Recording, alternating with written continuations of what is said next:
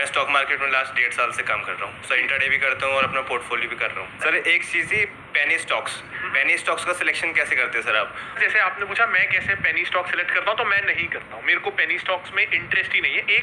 अब penny stock क्या होते हैं पहले मैं बता देता हूँ। वो स्टॉक जो बहुत सस्ते में मिल रहा है, मतलब अगर मैं अच्छे शेयर खरीदने जाऊँ ना तो कई बार एक शेयर 1000 रुपए का होता है। MRF का एक शेयर 75-80 हजार का है। अब ये ना एक बहुत बड़ा मेंटल ब्लॉक है कि एक ही शेयर मिला और 75 हजार का तो ये ऑलरेडी है और कितना बढ़ जाएगा। हमको लगता है कि 75 हजार की चीज 5 लाख थोड़ी हो जाएगी। 1 रुपए का शेयर 5 लाख हो सकता है। तो मेरे पास 1 लाख रुपए है ना, तो मैं 1 रुपए वाले 1 लाख शेयर्स ले लेता हूँ। मेरे पास 1 लाख यूनिट आ गए। क्वांटिटी, हमको क्वांटिटी अच्छी दिखती है कि 1 लाख, और ये लगता है कि ये बढ़ सकता है। 1 का 2 भी हो गया ना तो पैसा डबल। और ऐसा लगता है कि 1 का 2 आसानी से हो सकता है, 75 हजार वाला 1.5 लाख आसानी से नहीं हो सकता। ये एक माइंडसेट रहता है। अब ना यहाँ पे हम रियल वर्ल्ड से इसको कंपेयर करते हैं कि आप सोना खरीदोगे तो 50 हजार का जरा सा एक सिक्का मिलेगा। लोहा खरीदोगे तो मतलब उठाने के लिए कुली करना पड़ेगा। तो हम लोहा खरीद के खुश तो नहीं होते, देखो मैं कितना सारा लोहा लाया, और जो सोना छी इतना सा लाया, ऐसा नहीं करते ना। हमको पता है कि सोने की वैल्यू है और लोहा ही रहेगा, वो सोना नहीं होगा। सबसे पहला सवाल ये है कि कोई चीज अगर 1 रुपए की है तो क्यों है? उसके पीछे बहुत सारे रीजंस होंगे, वरना वो 1 रुपए में क्यों है। अच्छा, मैं थोड़ा सा यहाँ पे ऐड कर सकता हूँ पेनी स्टॉक से रिलेटेड।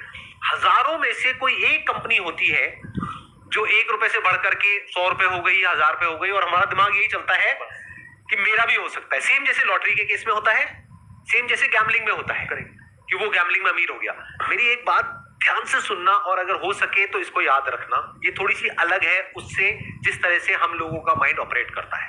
मेरा गैम्बलिंग का सीधा सा उसूल है, मतलब इसका मतलब ये नहीं कि मैं गैम्बलर हूं, लेकिन अगर मैं कभी खेलता हूं कैसीनो में जा करके तो मेरा सीधा सा उसूल है कि मैं जीत करके नहीं उठूंगा, क्योंकि गैम्बलिंग में वो हारता है लॉन्ग टर्म में जो शॉर्ट टर्म में जीतता है।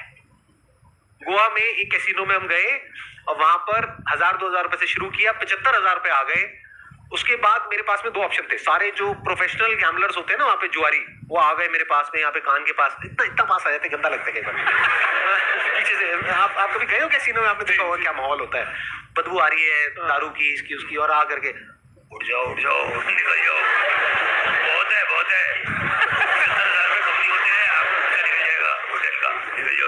उधर से कोई आ रहा है, कोई कुछ राय दे रहा है, कोई कुछ राय दे रहा है। मैंने कहा भाई मेरा उसूल है, मैं गैम्बलिंग का पैसा 1 रुपए भी रख ही नहीं सकता हूं, क्योंकि गैम्बलिंग क्या है, गेम है।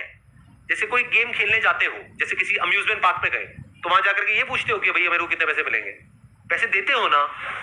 तो ऐसे ही गैम्बलिंग को देखो। ये बातें मुश्किल से समझ आएंगी, बट अगर आ गई तो लाइफ में बहुत आगे जाओगे। गैम्बलिंग में वो नहीं हारता है जो हारता है, वो हारता है जो शॉर्ट टर्म में जीतता है, क्योंकि फिर वो कुछ बहुत बड़ा हारता है लॉन्ग टर्म में। ये जो 100 गुना है, 200 गुना है, 500 गुना है, इस सारे फंडों से बाहर आ जाओ। इस चक्कर में जो है वो भी जाएगा हाथ से। रियलिस्टिक हो जाओ। रियलिस्टिक क्या है? वॉरेन बफेट ने 20% की रिटर्न जनरेट करी year on year since last 70 years, And he is the best. And he is the best. और 20% बहुत होती है जब वो मल्टीप्लाई होता है ना।